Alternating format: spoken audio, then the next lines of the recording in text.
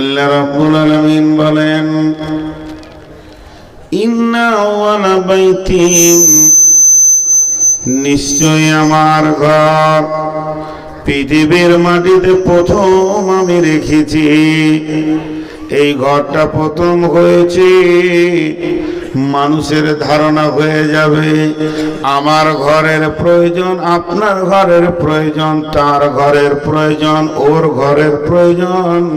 তেমনি আল্লাহকেও বসবাস করতে গেলে একটা ঘরের প্রয়োজন। এই ধারণাটা কাটার জন্যে বলছেন ওই ঘরটা যে আমি রেখেছি উজিয়ালিন্নাসি, মানুষের জন্য, এটা আমার জন্য নয়, এটা মানুষের জন্য রেখে দিয়েছি। বিবাক্কাতাম মুবারাকা, সেটা কোন জায়গায় আছে? মক্কা মুকাররমায় আছে। সেটা মক্কা মুকাররমায় আছে, সেটা বাক্কাতে আছে, সেটা বালাদে আছে। ওটা মানুষের জন্য আমার ঘরটা বানিয়েছি। ঘর আমার, কিন্তু তোদের জন্য বানিয়েছি। আল্লাহ বলছেন ঘর আমার, গোলাম তোদের জন্য বানিয়েছি। আমাদের ওই ঘরটা কি প্রয়োজনে লাগে? ভিতরে ঢুকতে পাই না, শুতে পাই না, খাট লাগাতে পাই না, ড্রেসিং টেবিল লাগাতে পাই না। আল্লাহ বলছে তোদের জন্য হয়েছে। জি, আমাদের কি কাজে লাগে? আমাদের কাজে লাগে কি? ছোট্ট একটা উদাহরণ দিব। আপনারা ঝাড়খণ্ডের মানুষ, পাকুড়ে আপনাদের ডিএম অফিস আছে, ডিসি অফিস আছে। অফিসটা যদি না থাকতো তা আপনি দরখাস্ত দেবেন কোথায়? ডিসির যে কাজগুলো করে, যে কাজ প্রকল্প আসে, সেইগুলোর জন্য একটা অফিস থাকতেই হবে। পঞ্চায়েতে একটা অফিস থাকতেই হবে, ব্লকের একটা অফিস থাকতেই হবে, নাহলে দরখাস্ত দেবে কোথায়?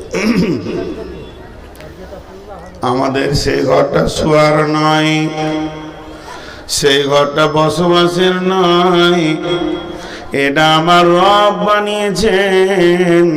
পৃথিবীর কোটি কোটি আমার গোলাম আছে, তাদের সুখে দুঃখে, চড়াই উতরাই, বিপদ আপদে এসে তারা তার মাবুদের কাছে দরখাস্ত দেবে। তাহলে সেই দরখাস্তটা কেমন ভাবে দেবে রে? কোন জায়গায় দাঁড়িয়ে দেবে? এটা গাছের নিচে দেবে না কোথায় দেবে? তাই সারা পৃথিবীকে এক রকম, এক নিহাজে আনার জন্যে আমি একটা আল্লাহ ঘর বানালাম। এবং হুদাল্লিন নাস, সারা পৃথুদাল্লিল আলামিন, সারা পৃথিবীর এটা হেদায়েতের কেন্দ্রবিন্দু বানিয়ে দিলাম। সারা পৃথিবীর মানুষ, ঝিকরহাটির লোক আল্লাহকে ডাকবে তো মাথাটা ঠুকবে আল্লাহর পায়ে। কোন দিকে? এই দিকে না, ওই ঘরটা দিয়ে দিলাম। আমি তো তোদেরকে দেখা দিব না, আমি আল্লাহ দেখা দিব জান্নাতে আর কিয়ামতের ময়দানে। আমি আল্লাহ তোদেরকে দেখা দিব জান্নাতে আর কিয়ামতের ময়দানে। কিয়ামতের ময়দানে আল্লাহর দিদার হবে, জান্নাতেও আল্লাহর দিদার হবে। তো এই দুই জায়গায় তোরা দেখা পাবি। তাহলে তোরা যে আমাকে ডাকবি, সেই ডাকার জায়গাটা কোথা? সেই ডাকার জায়গাটা হলো মসজিদ। আল্লাহ বলছেন এই ঘরটার পূজা করিও না, এই ঘরটার পূজা নাই। জি, অন্য অন্য জাতি, নন মুসলিম যারা,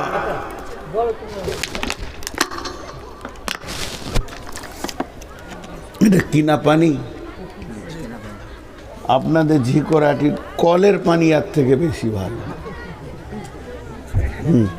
বিহারের কলের পানি কিনা পানি থেকে লাখো গুণের ভালো। জি ভাই, এবার দেখেন আল্লাহ তাবারাক ওয়া তাআলা ঘরের পূজা আমরা করি না, মুহাম্মদ সাল্লাল্লাহু আলাইহি সাল্লামের পূজা করি না, মসজিদের পূজা করি না। এর জন্য আল্লাহ ক্লিয়ার করে দিলেন, ফালিয়াবুদু রাব্ব হাযাল বাইত। এটা একটা ঘর। আমি ঘরটার কাছে টাকা চাইবো, এখন জালসা হচ্ছে ঘরের মালিকের কাছে চাবো। ঘরটাকে যদি বলি ঘর টাকা দে মসজিদে, ও কি জানে, ও কি বুঝে, ও ইট। আর যদি বলি ওই ঘরের মালিক, ঘরের মালিকের নাম হচ্ছে রফিক, রফিকুল 500 টাকা দাও, তাহলে ডাকলাম একজনকে। তো ওই ঘরটার কাছে গিয়ে তার মালিককে ডাকা। আল্লাহ তাবারাক ওয়া তাআলা বলছেন, ফালিয়াবুদু, তোরা ইবাদত কর, কার করবি? রব্ব হাযাল বাইত। এই যে কালো ঘরটা রয়েছে, এই ঘরের মালিকের তোরা ইবাদত কর। এই ঘরের মালিককে যখন তোরা ডাকবি, এই ঘরের মালিকের নাম হচ্ছে আল্লাহ।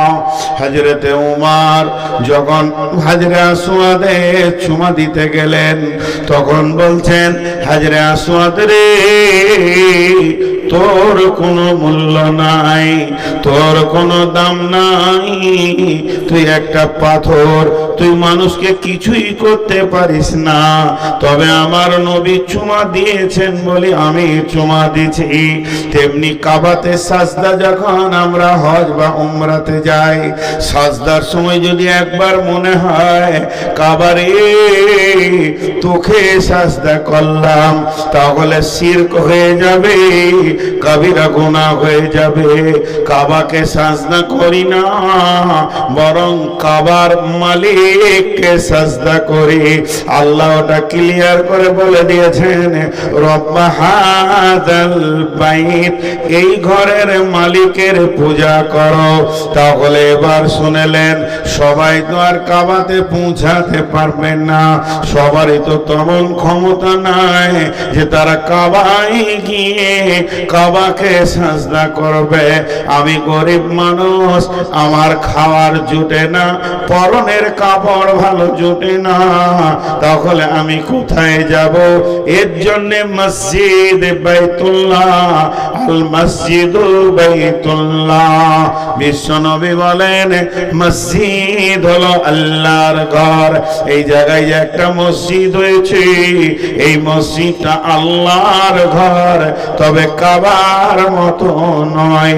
কাবা হলো সরাসরি আল্লাহর ঘর, আর এই মসজিদকে কাবার দিকে রুকুন করে দেওয়া হয়েছে।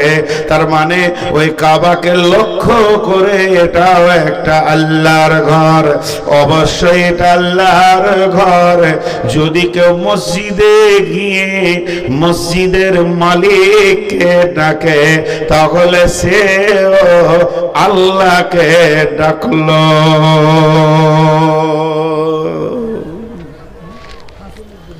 মসজিদে গিয়ে আমি মসজিদের মালিককে ডাকবো, থরি মসজিদ আমার কিছু করে নিতে পারবে? জি। তবে ওই ঘরটাকে সম্মান করি কেন? না, আল্লাহর ঘর, আল্লাহর ঘর। নোংরা লাগাবো না, পরিষ্কার করে রাখবো, সুন্দর করে সাজিয়ে রাখবো। আমার আল্লাহর ঘর, তো মসজিদ আল্লাহর ঘর। এর জন্যে আমরা মসজিদকে বানাই। জি। এবং সেই মসজিদ হলো বহুত গুরুত্বপূর্ণ। আল্লাহ কি বলছেন? একজন দিল রড 50 লক্ষ টাকার, সিমেন্ট দিল একজন 50 লক্ষ টাকার, একজন ইট দিল 70 লক্ষ টাকার, একজন জায়গা দিল 2 কোটি টাকার। টোটাল মসজিদটা বানাতে গিয়ে 5 কোটি টাকা খরচা হয়ে গেল। গোটা ঝিকরহাটি লাদ্দুপাড়া আর আপনার দেওতানার লোক মসজিদটাকে বানিয়ে নিল। যে সবাই যদি মনে করে এই মসজিদটা আমাদের ঘর, আমরা নিজের পয়সা পয়সাতে বানিয়েছি। আপনি সব জিন্দেগির সম্পদ যদিও ঢেলে দেন, আল্লাহ ফয়সালা টেনে দিয়েছেন ওয়া আন্নাল মাসাজিদা লিল্লাহি, মসজিদ হলো আল্লাহর জন্য, মসজিদ আল্লাহর ঘর। পৃথিবীর কোন মানুষ মসজিদে মালিকানা সত্ত্ব আনতে পারবে না। যদি আমার জায়গাতেও মসজিদটা হয়ে যায়, রেজিস্ট্রেশন আমার নামে জায়গাটা আছে, এখন আমি দাবি করব মসজিদ আমার জায়গাতে আমার মসজিদ, এরকম দাবি করা যাবে না, আর দাবি করাটাও বৈধ হবে না। যখন মসজিদে নববী বানানো হয়, আল্লাহর নবী বললেন এই জায়গাটা আমি চয়েস করেছি, জায়গার মালিককে তোমরা দেখো। মদিনাতে পাতা লাগিয়ে দেখা গেল জায়গাটার মালিক দুইজন এতিম। বিশ্বনবী বললেন দুইজন বাচ্চাকে, বাবুরে তোমাদের জায়গায় আমি আখিরি পয়গম্বর আল্লাহর ঘর বানাতে চাইছি। তারা দুজনেই বলে দিলেন ইয়া রাসূলুল্লাহ, ওয়াকফ করে দিলাম, একটা টাকাও লাগবে না। সঙ্গে সঙ্গে বিশ্বনবী বললেন কবুল করে নিলাম। তারপরও নবীজি কিছু টাকা তাদেরকে দিলেন। কেন বন্ধু? এর ভিতরে দুই রকম কথা লুকানো রয়েছে। তারা কয়েকটা কথা এর মধ্যে বিশ্বনবীকে বললেন ওয়াকফ করে দিলাম, দান করে দিলাম, এরপরও কেন কিছু টাকা নবীজি দিলেন, কিছু অর্থ দিলেন কেন? তার কারণ কাফের মুশরিকরা বলবে আল্লাহর নবী কোন শক্তিশালীর জায়গাকে নেয়নি, বরং এতিমের জায়গায় মসজিদ বানিয়েছে। ভবিষ্যতে কেউ বলবে তারা কিছুই করতে পারেনি, জবরদখল করে বানিয়ে করেছে, এ কথা যেন বলতে না পারে। দ্বিতীয় নম্বর, এরাও ভবিষ্যতে যেন না বলে বুঝতে পারেনি দিয়েছিলাম ইমোশনাল হয়ে। তিন নম্বর, কোন মসজিদ যদি কেউ সম্পূর্ণ জায়গা অফ করে, রসুলের ওই সুন্নতটাই হচ্ছে সব থেকে ভালো, ওকে কিছু টাকা দিয়ে অফ রেজিস্ট্রেশন করেলেন, নচেত ভবিষ্যতে মসজিদের লড়াই হবে। অতএব আল্লাহ তাবারক ওয়া তাআলা বলছেন তোমরা যদি সর্বস্ব ঢেলে দাও, তারপরে মসজিদ হবে আল্লাহর জন্য। ও আন্না মাসাজিদা লিল্লাহি, মসজিদ হলো আল্লাহর জন্য। এরপরে দ্বিতীয় জায়গায় বলছেন মসজিদ তো যা হবে আল্লাহর জন্যই হবে, আর আল্লাহর জন্য যদি না হয় তাহলে দ্বিতীয় খোদা ওখানে ঢুকে যাবে। তার জন্য আল্লাহ বলে দিলেন ফালা তাদউ মা'আল্লাহি আহাদা, এখানে আল্লাহ ছাড়া অন্য কাউকে ডাকা যাবে না।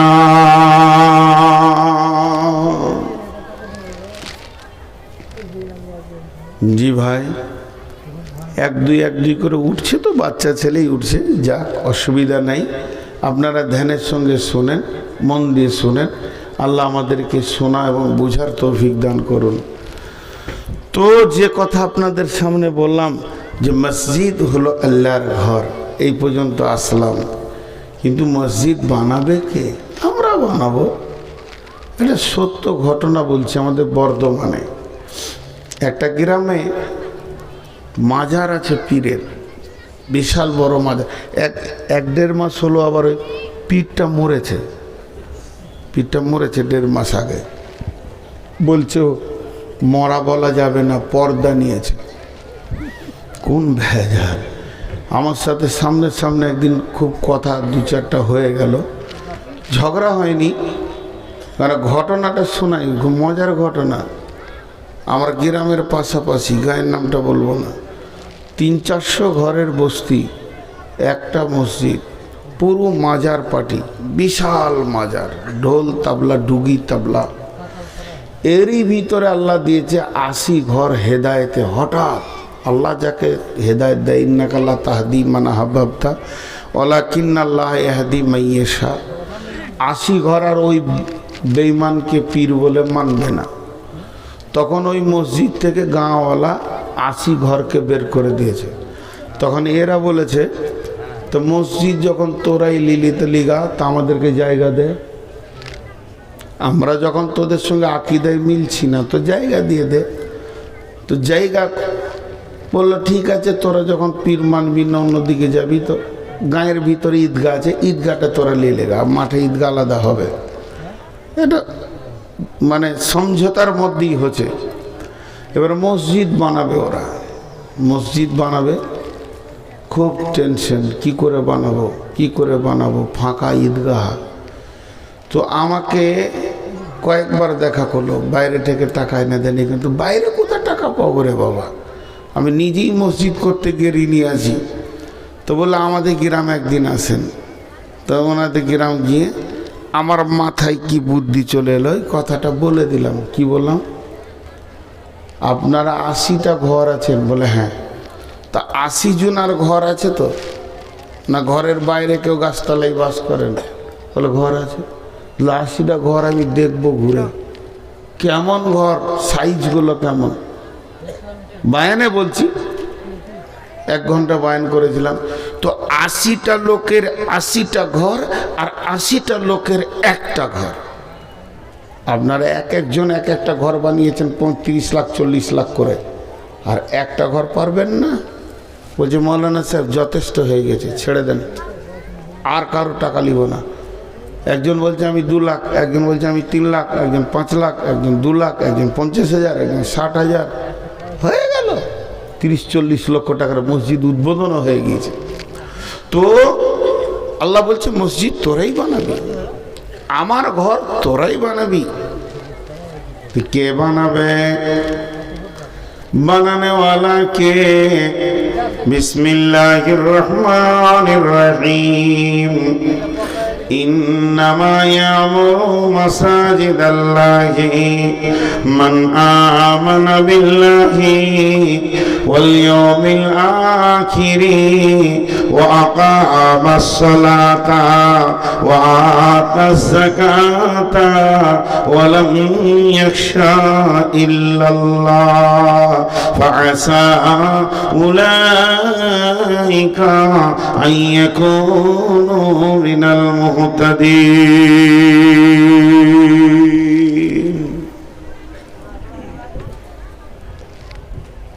সবারই মনোযোগ আকর্ষণ করছি, যত কষ্ট হোক একটু জারে বসে খালি এই আয়াতটা শুনেলেন দিয়ে ঘর চলে যাবেন।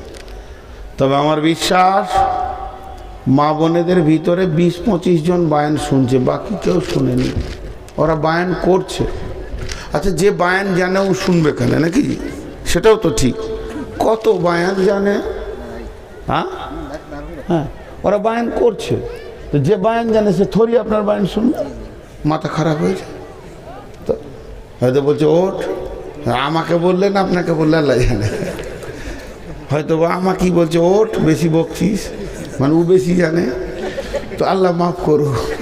তো এবার দেখেন আল্লাহ কি বলছেন, কত মহব্বত করে আমাদেরকে বলছেন, হাজি ভাই আমি আপনার কাছে টাকা চাইছি, বেশি লয়, 10টা টাকা দেন, পান খাবো। আমার লাখ টাকা আছে, আমি গরিব লয়, 16 লাখ টাকার গাড়ি নিয়ে এসেছি, তাহলে আমি কোথায় গরিব হলাম? তারপরেও যদি আমি আদর করে বলি ভাই 10টা টাকা দেন, চা খাবো, তো আপনাকে দিতে ভালো লাগবে, লাগবে। আর একটা মুসলমানের কাছে টাকা নিতেও ভালো লাগবে। হাদিয়া এমন একটা জিনিস, হাদিয়া, আমার তো অনেক ইনকাম, তারপরও হাদিয়া দেয় মানুষ, হাদিয়া বড় মধুর জিনিস, ভালো লাগবে। তো ঠিক আছে, এর ভিতরে বিরাট সাইকোলজিস্ট ঢুকে আছে।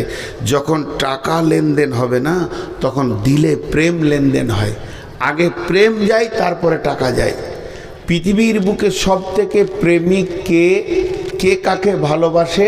বলে যার পেছনে সে অর্থ খরচা করে তাকে সে ভালোবাসে। বুঝতে পেরেছেন? তোমার দিন কেমন, তুমি কত বড় দিনদার, ওই লোকটা কত বড় দিনদার, ওর দিন কেমন, বলছে ওইটা বুঝবে কি করে? বলে ওর বন্ধু যেমন, যেমন লোকের সঙ্গে ও চলাফেরা করে, ওর দিন ওই রকম। চোর ছেঁচর লম্পট জুয়ারি মাতালের সঙ্গে যদি ঘুরে, ও যত বড়ই নামাজি হোক এখনো দিনদার হতে পারেনি। তো প্রকৃত দিনদার ওইটা পরিচিত। প্রকৃত প্রেমের পরিচয় হচ্ছে যাকে সে ভালোবাসবে তার জন্য সে টাকা ঢেলে দেবে। আর প্রকৃত বুঝা, বোঝা মানে বুঝেন, এটা কোরআন শরীফ। উনি আমাকে পড়ালেন, আমি ওনাকে পড়ালাম, দুই ভাইয়ে আমরা কোরআনটাকে সার্চিং করলাম। উনি কোরআনটা বুঝলেন না, আমি বুঝলাম। এটা বুঝবেন কি করে? বুঝেছে কি বুঝেনি, কোরআন বুঝেছে কি বুঝেনি, এটা বুঝবেন কি করে? তার প্রতীক চিহ্নটা বলে দিচ্ছি, খুব ভালো করে শুনেলেন। একটা লোকের যখন ব্যবসা বুঝে আসে তখন ছেলেকে ব্যবসাতে লাগানোর চেষ্টা করে। যার চাকরি বুঝে আসে সে ছেলেকে চাকরিতে লাগানোর টার্গেট করে। তো যার কোরআন হাদিস বুঝে আসবে ওই আলিম তার ছেলেকে দিনের লাইনে দিবে, অন্য লাইনে দেবে না। আর যদি বুখারি পড়ায় আর ছেলেকে ইংলিশ মিডিয়ামে দেয় তো জানতে হবে কোরআন হাদিস এখনো প্রকৃত বুঝতে পারেনি, তবে আরবি শিখেছে, ব্যাকরণ জানে, ও ভাষাটা জানে, বোঝ আসেনি। তো তেমনি প্রেম, তো আল্লাহ তো শাহিন শাহ, আল্লাহ তো বাদশাহ, আল্লাহ বাদশার বাদশাহ, পুরো কায়নাতের বাদশাহ, সার্বভৌমত্র একচ্ছত্রর মালিক। তার আবার পয়সা চাওয়ার কি দরকার আছে? আসলে তিনি পয়সা চাইছেন না, হৃদয়ের প্রেম চাইছেন। প্রেম, প্রেম। আল্লাহ বলছে মসজিদটা তোরাই বানা, তোরাই বানা, তোরাই বানা। আমাকে যদি একবার কসম খেতে বলেন তো আমি 100 বার কসম খেয়ে নিব। এটা আমার ব্রেনের আইডিয়া বলছি, এটা বুখারি বলছি না, এটা মুসলিম বলছি না, এটা রসুলের হাদিস লয়, এটা কোনো মুফাসিরের তফসির লয়, এটা কোরআনও নয়, এটা নূর মোহাম্মদের ব্রেন থেকে বলছি। মসজিদ বানাতে যদি 50 লক্ষ টাকা পড়ে আর ঝিকরহাটির লোক যদি 50 লক্ষ টাকা দিয়ে মসজিদ করে দেয়, আমার বিশ্বাস 50 লক্ষ কেন, 50 লক্ষকে যদি 10 দিয়ে গুণ করা হয়তো 5 কোটি হয়ে যাবে। 5 কোটি টাকা আল্লাহ ঝিকরহাটিতে বরকত দিয়ে দেবেন। আল্লাহ কারো টাকা ধারে না, দিয়ে দেবেন আল্লাহ রিটার্ন। একটা বাচ্চা ছেলের কাছে বিস্কুট চাই, মানুষ চাই না, চাই মানে কেউ খেয়ে নেবে, ওই বিস্কুটটা রিটার্ন করবে, আবার ফের জিলেপিকে তোকে 100 টাকা দেবে। জি, তো আল্লাহ এগুলো দেখেন। এবার আল্লাহ কি বলছেন? ইন্নামা ইয়ামুরু মাসাজিদাল্লাহি, হে ঝিকরহাটের মাহফিলের 15 ডিসেম্বর গত রাত্রির লোকেরা, তোদেরকে আমি আল্লাহ বলছি, জিভটা নূর মুহাম্মাদের, জবানটা নূর মুহাম্মাদের, কণ্ঠটা নূর মুহাম্মাদের, কিন্তু এটা আল্লাহর হুকুমের উপরে চলে। অতএব এটা আমার নয়, আমার রবের। তো আমার রবের ভাষাটা জেরক্স করে আমি বলছি, আমি রব নয়, আমি রবের গোলাম। সেই গোলাম তার মাবুদের কথাটা আপনাদেরকে বলছেন, আপনার আমার মাবুদ বলছেন আজকে রাত্রির জন্যে হে ঝিকরহাটের মাহফিলের লোকেরা শুনেলে, তোদের কাছে আমি মসজিদ বানিয়ে চেয়ে নিলাম। ইন্নামা ইয়ামুরু মাসাজিদাল্লাহ, তোরা আল্লাহর ঘর মসজিদকে বানা, বানা, তোরা তামির দে। তামির দেওয়া, মসজিদ ভাঙলে গুনহানা নেকি? কথা বলে না, মসজিদ ভাঙলে গুনহানা নেকি? এতগুলো লোক তারপরেও মুখ খুলে না। শীতে কি মুখ জমে গেছে নাকি? আচ্ছা, এখন যদি একটা খিস্তি করে দিই, নোংরা করে, মুখ খারাপ করে যদি কথা বলে দিই, এরকম চুপ থাকবেন তো? মনে হবে, মনে হবে, মনে হবে, বসেন বসেন, তখন চোপার জোর বেড়ে যাবে শীতে। হ্যাঁ, আর যদি কেউ বলে দেয় চাচা তোমার মানে টমেটোর ভুঁয়ে হাকিম ছোঁড়া গরু ভরে দিয়েছে, কব হ্যাঁ, সামান্য লস সহ্য করবে না ও, আর এখন মুখ খুলছে না। জি, একবার বলেন, মসজিদ ভাঙলে গুনহানা নাকি? কে বললে গুনহানা? পুরাতন মসজিদ গো, ওকে ভেঙে নতুন করতে হবে, তো ভাঙলে গুনাহ হবে। কে বললে? তখন মসজিদ ভাঙলে নাকি? তামির শব্দটা বোঝানোর জন্য বলছি। তামির মানে হচ্ছে মসজিদের দেখভাল করো, তাতে ভাঙতে হয়তো ভাঙো, জুড়তে হয়তো জুড়ো, যাতে মসজিদের ভালো হবে ওইটা করো। জি, পেট কাটা ভালো, কিন্তু ডাক্তারের কাছে গেলে ও ভালোর লেগেই কাটবে, যে ভিতরে স্টোন বার করব, কিডনির ভিতরে তোর স্টোন আছে, তোর হাড়ের মগজার ভিতরে টিউমার হয়েছে, ওটা বার করতে হবে, নাহলে ক্যান্সার হবে, তখন কাটাটা ভালো। জি, আর ডাকাতে যখন হেঁচা ধরবে কিছু মনে করিয়েন না। আজ থেকে 16 বছর আগে, 17 বছর আগে নগর নবীতে রাতে আঁধারে নেমেছি, ট্রেন লেট, সীতারামপুরে জালসাই যাবো, ওই কোণে হাঁটছি, হ্যাঁসোয়া ঝেড়েছিল আমাকে। এখানে একটা বরের গাছ না পাকুড়ের গাছ আছে, ওখানে তো ধানের ভুঁয়ে 7-8 জন বসে আছে। খুব মনে পড়ে, মনে পড়লে গায়ে লোম দাঁড়িয়ে। আমরা মৌলভী সাহেব আছি গো, এই সীতারামপুরে জলসাই ছিলাম, তো বলছে যান যান যান। তখন ধানের ভুঁই থেকে বিড়ি খেতে খেতে বলছি ছেড়ে দেন ভাই, মৌলভী আছে, যা ছেড়ে দেন। ইমানদার আছে না ফের, পরে বুঝলাম যে ইমানদার আছে। এই এলাকায় জানি না কোন জায়গাটা, বাস করেছি এতদিন। তো তামির মানে হলো তুমি দেখভাল করো, প্রয়োজন হলে তুমি ইট জুড়ো, আর যদি ভাঙতে হয় তো ভাঙো।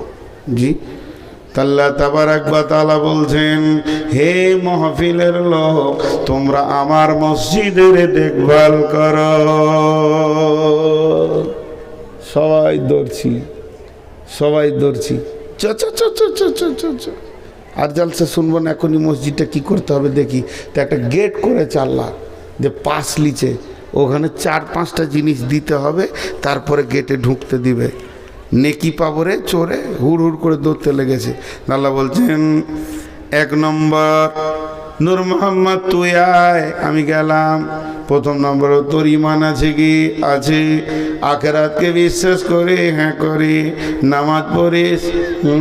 ভাগ বলো না। নামাজ পড়িস তো? হ্যাঁ। জাকাত দিস? টাকা তোর বেশি আছে? বলে হ্যাঁ। টাকা নাই? বলে বেশ ঠিক আছে। জাকাত দিস? বলে হ্যাঁ। তুই কাকে ভয় করিস, আল্লাহকে না মানুষকে? বলে আল্লাহকে। ঢুকে পড়, তুই আমার মসজিদকে বানা। মান আমানা বিল্লাহি ওয়াল ইয়াউমিল আখিরি ওয়া আকামাস সালাতা ওয়া আতাজ যাকাতা ওয়া লাম ইয়াখশা ইল্লা আল্লাহ। যে লোকটার ভিতরে 5খানা গুণ আছে, সে আল্লাহর ঘর মসজিদ বানাবি।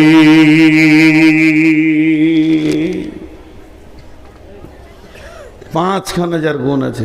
1ম নম্বর, আল্লাহর উপরে ঈমান আছে। হাজি, ঈমানের এখানে 2টো তর্জমা করা যাবে। আল্লাহর উপরে তো বিশ্বাস থাকতেই হবে। পৃথিবীর যত আমল আছে, কোরআনের যত আমল আছে, হাদিসের ভিতরে যত আমল আছে, যে আমলের ভিতরে 3টে জিনিস থাকবে না, ওই আমলটা আল্লাহর কাছে কবুল হবে না। যে আমলটা আপনি ছোট করেন চাই বড় করেন, নফল করেন চাই সুন্নত করেন, সুন্নতে মুআক্কাদা চাই গায়র মুআক্কাদা, ওয়াজিব করেন চাই ফরজে আইন করেন চাই ফরজে কিফায়া করেন, কিন্তু প্রত্যেকটি আমলে 3খানা জিনিস থাকতে হবে। যতক্ষণ পর্যন্ত আমলের ভিতরে 3টে জিনিস না পাওয়া যাবে, ততক্ষণ পর্যন্ত আমল কবুল হবে না। 1 নম্বর হলো ঈমান, প্রত্যেকটা আমলে ঈমান থাকতে হবে। 2 নম্বর হলো আল্লাহর হুকুম থাকতে হবে। আর 3 নম্বর হলো রাসূলের তরিকা থাকতে হবে, নবীজির আদর্শ থাকতে হবে, নচেত আমল কবুল হবে না। তাহলে মসজিদ বানাতে গেলে প্রথমেই আমাদেরকে ঈমানদার হতে হবে। একটা গেল। 2 নম্বর, এই দানের ক্ষেত্রে যে ঈমানটা বলা হচ্ছে, শুধু দানের ক্ষেত্রে, শুধু দানের ক্ষেত্রে, এটা কেন বলা হচ্ছে? আল্লাহর উপর ঈমান আনো, তারপরে দান করো। খুব খেয়াল করেন, আপনার কাছে 5 লক্ষ টাকা আছে, আপনি হজের সব টাকা জমা করে দিয়েছেন, ওটা তো অসুবিধা নেই, বেরিয়ে যাচ্ছেন 2 লাখ নিয়ে, কিন্তু আরো এক্সট্রা 5 লাখ আছে, রাখবো কোথারে? এখন তো ব্যাংক ট্যাঙ্ক হয়ে গেছে, কিন্তু মুরব্বী মানুষ আর ঘরেই থাকে। তো মনে মনে করছে বেটা দিকে দিলে তো সকালে ভাগ করলে বার ঘুরে এসে পাবো না। তা গায়ে কার কাছে রাখি, কার কাছে রাখি, একটা লোকের কাছে রেখে দিলে দিয়েও চলে গেল। যে তারপরে বিশ্বাস করছে যে না লোকটা ভালো। আগে টাকা রাখবে দিয়ে সফরে যাবে দিয়ে বিশ্বাস করবে, না আগে বিশ্বাস করবে তারপরে টাকা রাখবে? কথাটা বলেন, আগে কোনটা? আগে বিশ্বাস না আগে টাকা রাখা? আগে বিশ্বাস। আল্লাহ রাব্বুল আলামিন বলছেন, তোরা যে মসজিদ বানাবি 50 লক্ষ টাকা তার ভিতরে ভরে দিবি। কারো 10, কারো 20, কারো 50, কারো 1 লাখ, 2 লাখ, 5 লাখ, 1000, 1200, 200, যে যেমন পারবি দিবি।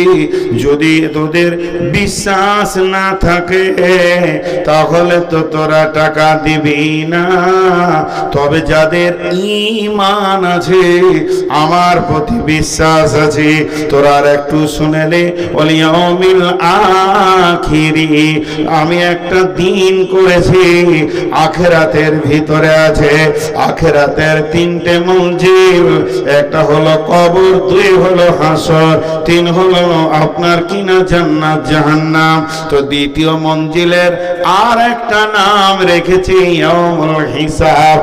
সেই দিনের প্রতি জোর তোর বিশ্বাস থাকে আর আমার প্রতি বিশ্বাস থাকে, 10, 20, 50 তুই যা দিবি, তোকে খাতা বানাতে হবে না, অ্যাকাউন্ট নম্বর নিতে হবে না, আপডেট করতে হবে না, অ্যাকাউন্ট বই বানাতে হবে না, তোকে কি করতে পাসবুক বানাতে হবে না। তুই দিয়ে দে আমার উপরে বিশ্বাস করে, মসজিদের দেওয়ালে লেগে যাবে, তোর আমল নামা বুকে টাকা উঠে যাবে, বিশ্বটা ভেঙে চুরমার হয়ে যাবে ভূমিকম্পে, আর সারা দুনিয়া উড়ে যাবে, পুড়ে যাবে, ধ্বংস হয়ে যাবে, জ্বালাতে কিছুই থাকবে না। তারপরেও তোর খাতার নম্বর মুছবে না। কঠিন কিয়ামতের দিনে আমি রব তিলে তিলে তোর হিসাবকে বুঝিয়ে দেব।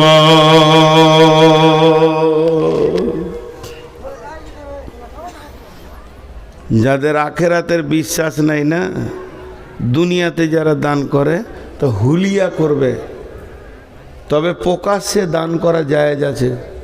খবরদার বলবেন না যে নাম প্রকাশ করে যারা জায়েজ দান করছে তাদের দান কবুল হবে না, এটা বলা ভুল। কবুল হবে। প্রকাশ্যে দানটা দুর্বল, কিন্তু রিজাল্ট বড় কঠিন। রিজাল্ট বড় কঠিন। প্রকাশ্যের দানটা দুর্বল, কিন্তু রিজাল্টটা বড় মজা।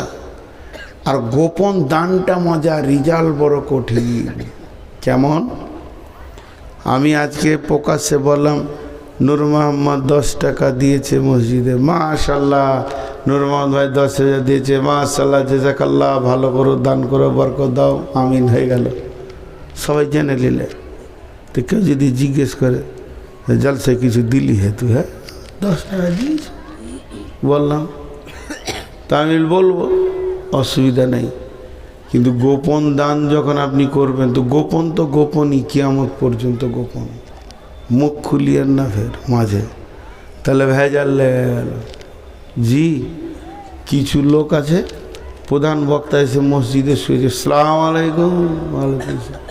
আপনি নূর মোহাম্মদ নাকি? বলে জি, মাশাআল্লাহ। হ্যাঁ, মসজিদটা হতো নাকি? শালা 5 কুইন্টাল রড আমি দিয়েছি। ও ফুটে গেল, ও বুঝতেই পারলেন না যে আমার টিউব লিক হয়ে গেল। একটা হাওয়ার নাই। এই চোপা করা যাবে না।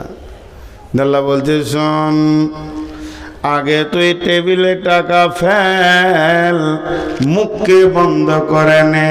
ওয়াল আখির, যেদিন কিয়ামত হবে আমি আল্লাহ ঘোষণা দিব, ওয়া কুদিয়া বাইনাহুম বিল হাক্কি ওয়া হুম লা ইউজলামুন।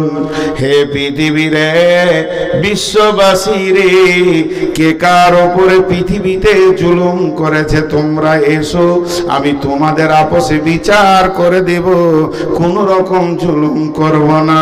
খালিক আব্দুল খালিক বলবে আব্দুল মালিকের কাছে টাকা পায়, ইয়াসিন বলবে মহসিনের কাছে টাকা পায়, হবিবুর বলবে ফকিরুলের কাছে টাকা পায়। এইভাবে আল্লাহর কাছে আপিল আনবে। এরই মাঝে আমি বলবো মাবুদ, আপনাকে কয়েক হাজার টাকা জমা দেওয়া আছে, সেগুলোর বদলা আজ আমরা প্রকাশ্যে পেতে চাই। আমার রব সেদিন হাসতে হাসতে তার বদলা আপনাকে দেবেন। অতএব বন্ধুরে, মসজিদ বানাতে গেলে প্রথমে ইমানদার হতে হবে, আর তারপরে আখিরাতের উপরে বিশ্বাস রাখতে হবে। আখিরাতের বিশ্বাস যদি না থাকে, মানুষ প্রকাশ্যে মোটা রকম দান করতে পারবে না।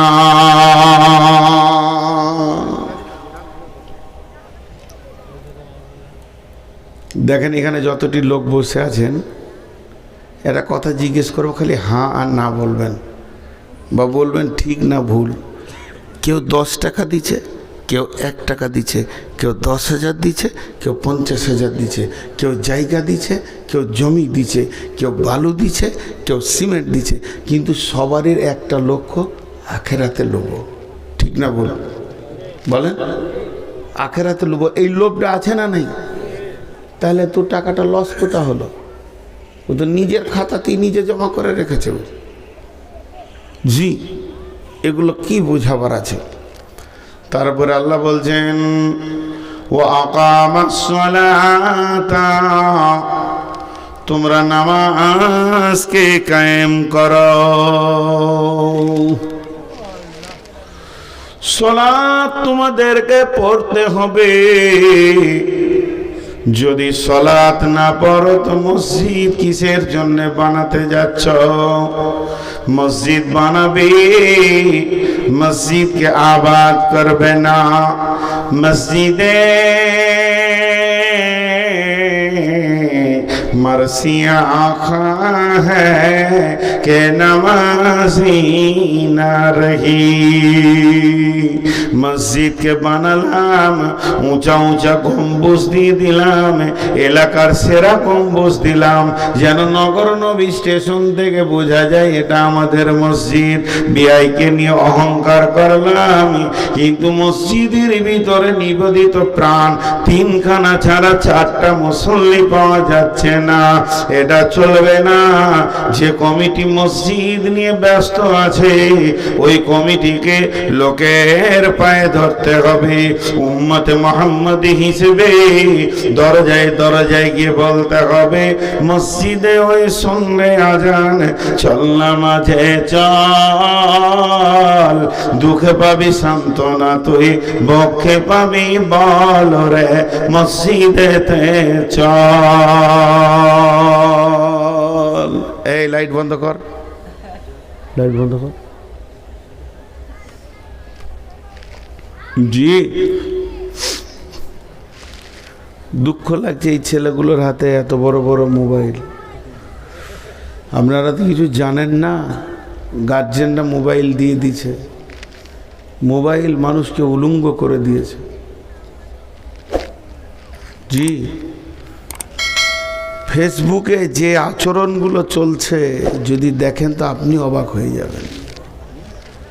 এর থেকে কুত্তা অনেক ভালো। তো মসজিদ আবাদের জন্য চেষ্টা করতে হবে, বাড়ি বাড়ি যেতে হবে, মুসল্লি বাড়াতে হবে, নামাজ কায়েম করতে হবে, নিজে পড়তে হবে এবং মহল্লাবাসীকে পড়ার জন্য ডাকতে হবে। ওয়াতাজ যাকাতা, জাকাত দেনেওয়ালা হতে হবে। যে লোকটা জাকাত দেয় না তার মাল নোংরা। জি, আমার ঘরে 20খানা লুঙ্গি আছে। ওইটা উদাহরণ দিচ্ছি, ভাবিয়েন না যে আমার লুঙ্গির দোকান আছে। কি 5টা লুঙ্গি আছে, এর মধ্যে 2টা না পাক আছে। নাতনিকে কোলে নিয়েছি তো মুতে দিয়েছি, তো ওটা খুলে দিলাম, তার একটা পরলাম। আবার মুতে দিলে তো ওটা রেখে দিলাম, তার একটা পরলাম। এখন কাঁচা হয়নি, তো ওই 2টা লুঙ্গি পড়ে আছে। তা আমার বিবি দেখছে 2টা লুঙ্গি মুলবি সব এখানে রেখেছে, মানে লুঙ্গি হল কোথাও নিয়ে যাবে হয়তো, সফর টফর করছে। তা 4টা লুঙ্গি ওর ওপরে চাপিয়ে দিয়েছে। এবার বলেন কোনটা পাক আর কোনটা না পাক আর তাল পেছি না। মসজিদ ঢোকা যাবে ওই লুঙ্গিগুলো পরে, নামাজ পড়তে যাওয়া যাবে। পাক কর, তারপরে মসজিদ আসবে। তেমনি আপনার টাকা আছে, মাছের ব্যবসার টাকা, আমি বলছি না যে চুড়ির আর জোয়ার টাকা। মাছের ব্যবসা করে, আলুর ব্যবসা করে, কত হালাল ব্যবসা আছে, সেই ব্যবসার টাকা আছে। কিন্তু জুয়োর টাকাও আছে, আর বেজাকাতেও টাকা আছে। কোনটা কার গায়ে কে লেগেছে, কি হালাত আছে, মসজিদে লাগাস না। আল্লাহ বলছে লাগাস না, দরকার নাই মসজিদ। জি জি, মসজিদ দরকার নেই। এই ফাঁকা জায়গায় নামাজ পড়বেন, কিন্তু বেঈমানদের টাকা নিয়েন না। আল্লাহ আকবার। ঘাসের ওপরই পড়েলেন, পানি হচ্ছে ঘরে পড়েলেন।